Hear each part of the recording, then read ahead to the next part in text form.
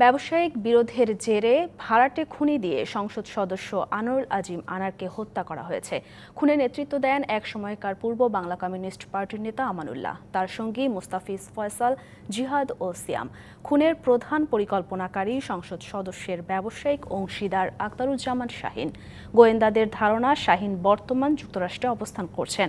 এদের মধ্যে আমানুল্লাহ ও তার সহযোগী তানভীর ও তার স্ত্রীকে গ্রেপ্তারের পর জিজ্ঞাসাবাদে এসব তথ্য বেরিয়ে আসে।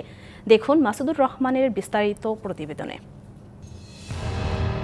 ঝিনাইদহ 4-এর সংসদ সদস্য আনোয়ারুল আজিম আনার চিকিৎসার জন্য কলকাতায় যাওয়ার 3 দিন পর্যন্ত স্বজনদের সঙ্গে যোগাযোগ ছিল। 12 মে স্থানীয় সময় সন্ধ্যে 7টায় আনোয়ারুল আজিম তার কলকাতার বন্ধু গোপাল বিশ্বাসের বাসায় ওঠেন। পরদিন দুপুরে চিকিৎসকের কাছে যাবেন বলে বাসা থেকে বের হন, কিন্তু আর না ফিরে আসায় 18 মে কলকাতার বহাননগর থানায় গোপাল বিশ্বাস একটি নিখোঁজ ডায়েরি করেন। এদিকে বাংলাদেশের গোয়েন্দারাও তদন্তে নামেন। তারা জানতে পারেন খুন হয়েছেন আনার। খুনের পরিকল্পনা করেন সংসদ সদস্যের ব্যবসায়িক অংশীদার আখতারুজ্জামান শাহীন। তিনি এজন্য খুনি ভাড়া করেন। পুলিশ ভাড়াটিয়া খুনি পূর্ব বাংলার কমিউনিস্ট পার্টির এক সময়ের নেতা আমানুল্লাহকে গ্রেপ্তার করে খুনের আদ্যোপান্ত জানতে পারে। তারা কলকাতা পুলিশকেও সব অবহিত করে। তাকে পরিকল্পিতভাবে খুন করা হয়েছে। ভারতের কেউ এখানে জড়িত হন নাই। যারা হত্যা করেছেন এখন পর্যন্ত আমাদের কাছে যা ইনফরমেশন, আমাদের দেশের মানুষই এর সঙ্গে জড়িত। 30 এপ্রিল শাহীন তার বান্ধবী ও আমানুল্লাহকে নিয়ে কলকাতায় যান। শাহীন যুক্তরাষ্ট্রেরও নাগরিক। সেই পরিচয়ে নিউ টাউনে ভাড়া করেন একটি ফ্ল্যাট। তাদের সঙ্গে যোগ দেন শাহীনের ভাড়া করা খুনি জিহাদ ও সিয়াম এবং আমানুল্লাহর ভাড়া করা খুনি মুস্তাফিজ ও ফয়সাল। সিয়াম ও জিহাদ পাসপোর্ট ছাড়াই কলকাতায় যায়। সব ঠিকঠাক করে 10 মে দেশে ফেরেন শাহীন।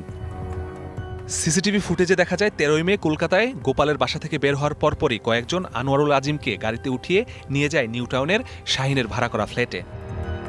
গ্রেপ্তার আমানুল্লাহ পুলিশকে জানায় সেখানে খুন করার পর মরদেহ গুম করতে ট্রলি ব্যাগে ভরে হস্তান্তর করা হয় ভারতীয় একজনের কাছে। আনারের একটি মোবাইল ফোন রেখে দেয় খুনিরা। হত্যাকাণ্ড ঘটিয়ে 15 মে একই ফ্লাইটে দেশে ফেরেন শাহীনের বান্ধবী শিলাস্তি রহমান ও আমানুল্লাহ। 2 দিন পর দেশে ফেরে মোস্তাফিজ ও ফয়সাল। অপর 2 জনকে এখনও শনাক্ত করা যায়নি।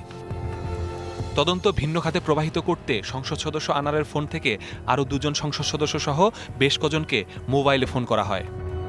আমানুল্লাহকে গ্রেপ্তারের পর তার দেয়া তথ্যে গ্রেপ্তার করা হয় শাহীনের কথিত বান্ধবী শিলাস্তি রহমান ও তানভীর নামে আরেকজনকে।